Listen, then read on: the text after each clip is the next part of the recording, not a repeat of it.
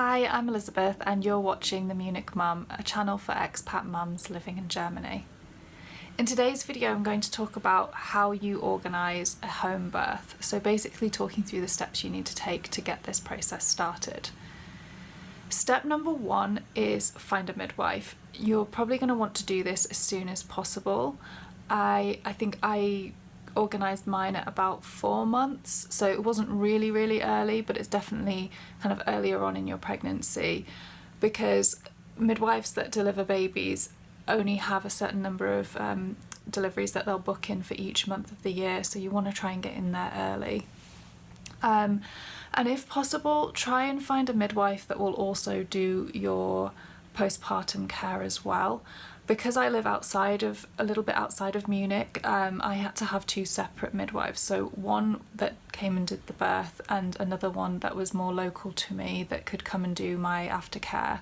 But if you can, try and find one that does the whole lot, because it'll mean that you have just one person to deal with and it'll be a lot smoother.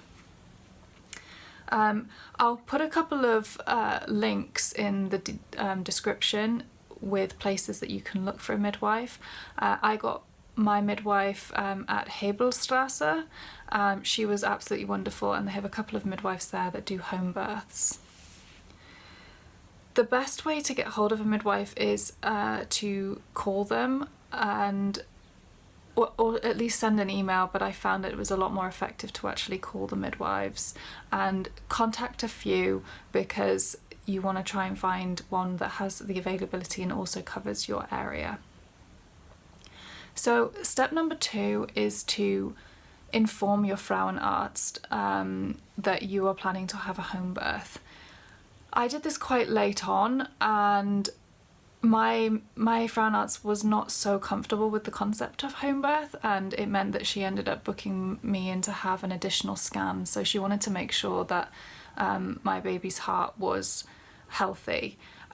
It really depends on your Frauenarzt as to how they feel about home birth, but mine was incredibly cautious, and I totally understand that, because obviously I was in her care. So she booked me in to have a scan kind of at like 32 weeks, and at that point it was already clear that my baby was going to be healthy, but it was just sort of that additional check just to make sure everything was absolutely fine.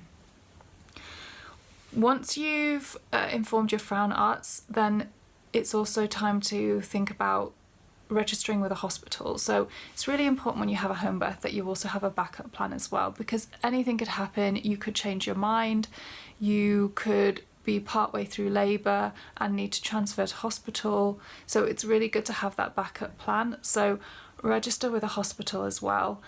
If you can, try and find a hospital that your midwife has worked with, because again that helps with the transition if you need to go to hospital. And I also felt more comfortable booking with a hospital that mentioned home birth on their website. So I booked in with Neuperlach, and on their website they do talk about home birth, and that they encourage you to register there if you're having a home birth. So you'll want to do that.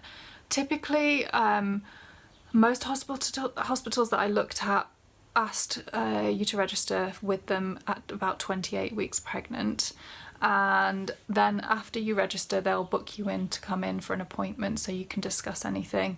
As I was mainly planning on having a home birth, I didn't have an awful lot to discuss with them, but there might be certain things that you want to talk about just in case you do need that transfer. The final thing you'll want to do is get a Kinderarzt. So this is really important if you're having a home birth, because you have a couple more things that you need to organise, which would usually be covered at the hospital if you were going to hospital. So the first thing is you'll need to get a metabolic screening test form filled out by your Kinderarzt, and your midwife should give this to you. So what this allows you to do is basically it allows your midwife to take blood, do the heel prick test for your baby at 3 days old, and she'll then send that blood away and get it'll go to the lab, and then the results will go back to your Kinderarzt and also your midwife. It was a challenge for me to get this signed, so my local Kinderarzt absolutely refused. They said as the baby hadn't been born they couldn't sign the paper. So I went to another Kinderarzt in another town, and he was absolutely fine with this and signed it, and he was comfortable to kind of oversee that procedure. The other thing you'll need the Kinderarzt for is to conduct the U2, and this happens between day 3 and day 10 of your baby's life. If you can, see if you can find a Kinderarzt that will come out to your house and do that. That's what I did, and it just made it so much easier. The appointment only takes a couple of minutes, so it's a lot easier if you've just had a baby for your doctor to come to you. I'll talk a bit more about the Kinderarzt and the U2 appointment in another video. Thanks for watching. If you like this video, give it a thumbs up and subscribe to my channel for updates on future videos.